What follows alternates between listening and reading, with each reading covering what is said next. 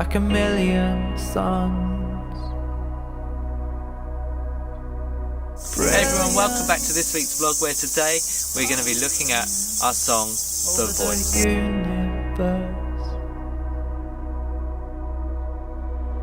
This is one of my favourite places in the whole of Auckland. Behind you, in front of me, is this amazing estuary which goes into some very small river into a huge estuary when this bank is full. And I'm sitting here at low tide where we can see the sun rising in the morning and the sound of just incredible nature. The voice of the Lord. I love it because it's so peaceful and it's so still, and yet there's so much noise going on all around us, and I thought this would be probably the perfect location to be able to film The Voice. The Voice is the oldest song on Vulnerability. It's track number 11. It was always going to be the final song on the recording, and when we were deciding about how to record it and how it was going to sound, we decided that we wanted to go long with this track and to give it as much time and length as possible. I think this has worked really well, and it kind of rounds off the album in a kind of intense way. Tendons joining. I had originally written this song some time back. It was meant to go on the album I Hear Your Voice, which I did as a kind of solo project, and it never really seemed to work in the studio. We never seemed to get it quite right, and so we held it back from that recording and left it for something in the future. And I knew it was always going to be the end track of an album someplace, somewhere, and it just so happens that it was perfect to end Vulnerability.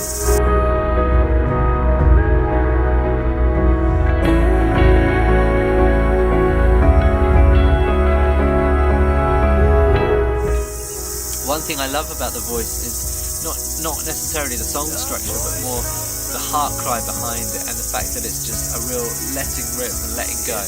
And we wanted to really give it time and space to be long and to go to that place of intensity, to build really hugely, and then to fade away and just have space behind it to create this kind of atmosphere and ambience in the track. The voice of the Lord. I've always been fascinated about the voice of God, and how in the Bible there's various different references to the voice of God, to God speaking to people through to the sound of a rushing wind or the tongues of fire in Pentecost. And the sound of God's voice I've never heard audibly, but I know I've heard deep in my heart as a still small voice. And so the whole concept of hearing the voice of God has always intrigued me and fascinated me.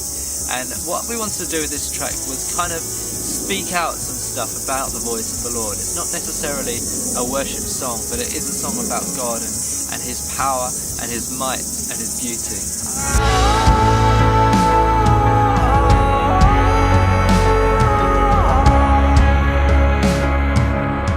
I wanted to base this song on two passages in the Bible. The first is talking about Elijah when he's just had this massive victory. He's proved to the people of Israel that God is really God, and it's his high moment in his life. Then suddenly the queen Jezebel sends him a message telling him that he's going to die, she's going to kill him, and he runs away for his life. And he runs and he flees, and he's comforted by angels and he's fed, and then he goes to this place where he's hidden in a rock and God appears to him. There was a fire, there was wind, there was rain, and then there was a still small voice. And I love that the passage talks about God wasn't in the fire, he wasn't in the wind, but he was in the still small voice. And in that moment of God speaking to Elijah, he sets his course for the rest of his life, what he's meant to do about mentoring a younger prophet, how he's meant to raise up other people and speak into people's lives so that one person became a king. This all happened because Elijah heard the voice of God. And so when we wrote this song, the voice of the Lord is beautiful, the voice of the Lord is powerful, the voice of the Lord is moving us, the voice of the Lord is gripping our heart. My thought was about that voice, that still small voice. But then I want to also look at Jesus in Revelation, where John writes about him and talks about how he fell on his face as if dead because the vision of Jesus was so powerful and strong. It talks about his eyes being like fire, his tongue having a sword out of it, his hair like wool, Like, he just had this incredible look to him. He was huge, amazing, resurrected, walking in the power of God. And somehow marrying that still small voice that we hear in our hearts from God to the awesomeness of Jesus as he is today in heaven. And so that's why we started with the words, your face streaming like a million suns, brilliance thundering over the universe. You know, just talking about the extremeness of God, the hugeness of him, and then narrowing it right into the beauty and the power of the still small voice.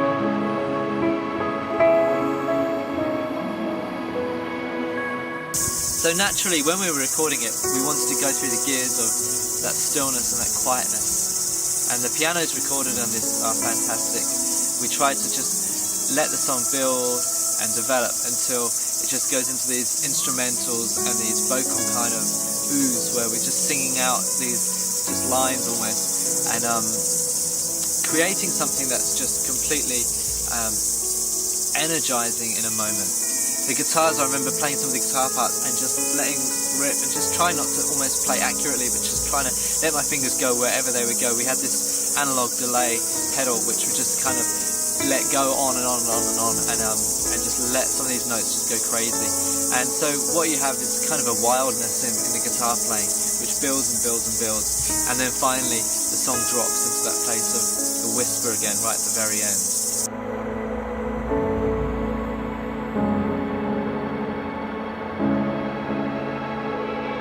One thing I didn't realise while we were recording is when you play this in your car and you have the album on repeat, I've got it on the CD player, it goes from this straight into The Unexplained, which is the first song on the album, and actually they're in the same key. That wasn't intentional, but that kind of atmospheric kind of ending to the voice into the atmospheric beginning of The Unexplained works really well. And it's amazing how actually the voice feeds into the unexplained and the whole thing of God being mysterious and beyond our reasoning. And I love how the album, though it's talking very much about vulnerability and coming to God in as we are, there's something about that craziness of the hugeness of God at the beginning and the end of this recording.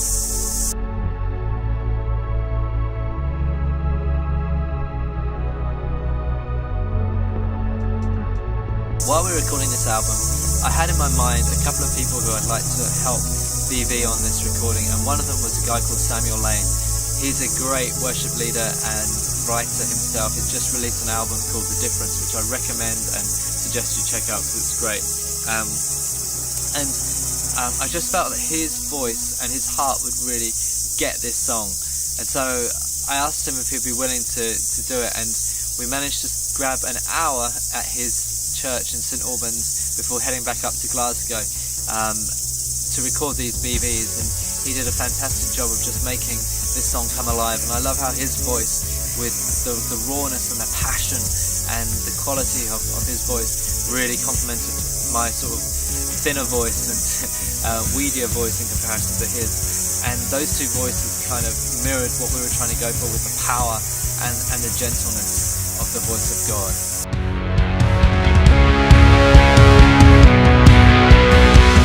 So after writing this song, I used to like to bring some of these songs or ideas to our worship team in church, and we had these monthly worship nights which were kind of extended nights of worship for our worship team, and they were great because we could just explore God in new ways and to not have time limits to our worship.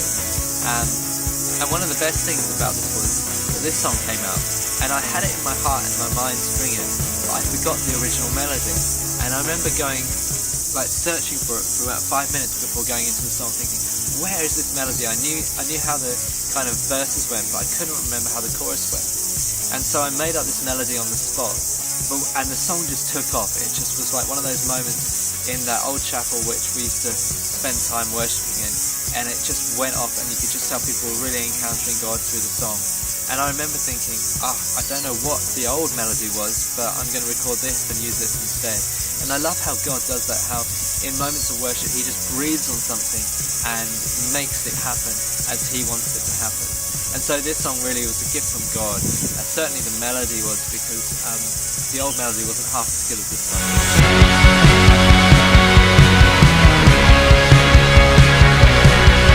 So I hope you enjoyed the song story of The Voice. I'd love you to listen to the song again. It's up on our YouTube channel, Spotify, and everywhere else. So please check the song out, have a listen to it again, and I hope it encourages you to worship and to pray. A lot of these songs on this album are to help you in your personal walk with God, and particularly I think to intercede and help us to go deeper in our prayer life. So have a listen to it again. I hope it inspires you, and I'd love to hear from you. If you like the song or there's something in the song that's spoken to you specifically, please let me know. Leave me a comment or email me or something. It'd be great to hear from you.